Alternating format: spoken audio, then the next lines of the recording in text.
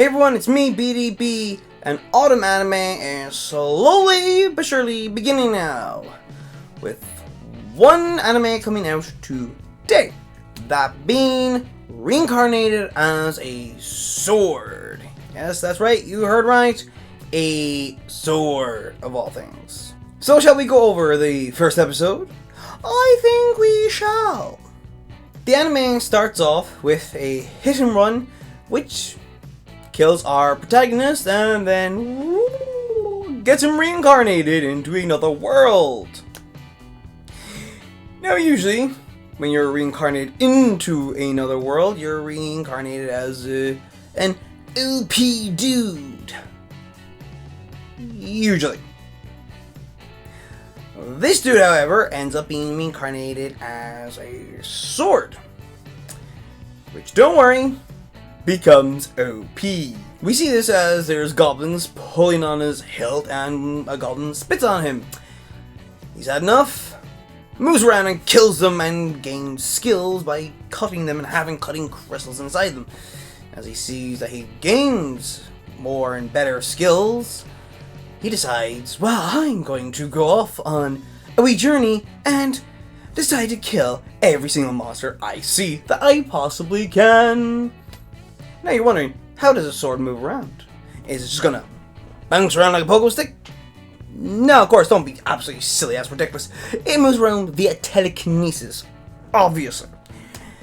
And now we get a look at another character, a black cat girl, who is a slave and is unsurprisingly being mistreated by one of her slave owners.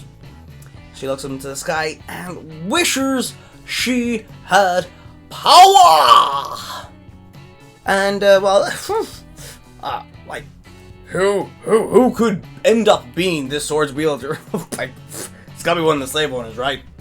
Now we shoot back over to the sword, who's already gone around to 5 different areas. Each area has gone harder, but he has defeated all monsters because he is now the most OP of swords. So he decides to head off further. He gets to a certain area and decides to land. You know, just put himself into the ground a bit. Which is a huge mistake, because he can't get out now. Because the earth is seeping away his skills as he uses them. Oh boy. So a day goes by, a week goes by, a month, almost 2 months go by as he is pleading and crying and just wanting someone to pull him out of the ground. He just wants someone to come along, pull him out of the ground, because he cannot move. It's been over months since he has moved. Well, one rainy night, his wish is granted. The slave owners and slaves we've seen earlier are just heading his direction, but they're being chased by a big-ass 2-headed monster, which that 2-headed monster grabs the carriage and just smashes it, sending the slaves and the slave owners flying.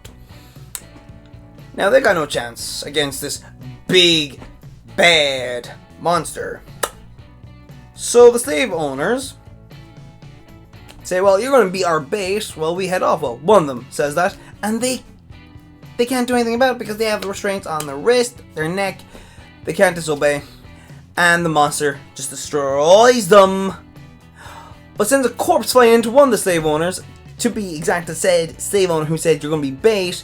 And well, that slave owner dies along with the slaves because the monster does not discriminate. The black cat, for some reason, picks up his stick and runs right at the monster, bonking on the nose and getting sent flying into the air. But into the right direction. Because who does she just end up being near? Whose voice can she hear? That's right. It's John Cena! No, it's the sword. She can hear the sword's voice. She grabs the sword's hilt. she gets some of the skills the sword has, and just in the nick of time, she pulls the sword out.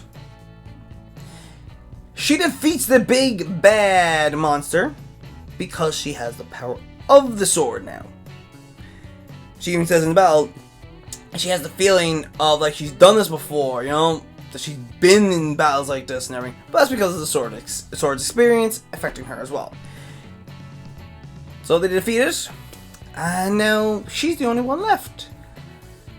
Along with one unfortunate slave owner who's still around, who has a contract, so she can't do anything about it because that contract is attached to her restraints. And he starts beating her and asking for the sword.